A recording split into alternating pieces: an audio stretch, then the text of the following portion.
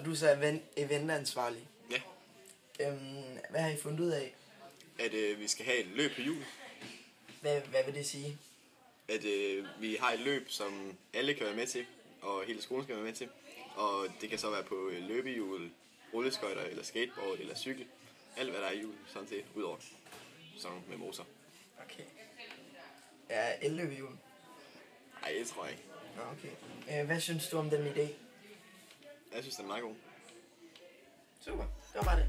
Hvorfor kan vi ikke se vores billeder på det her?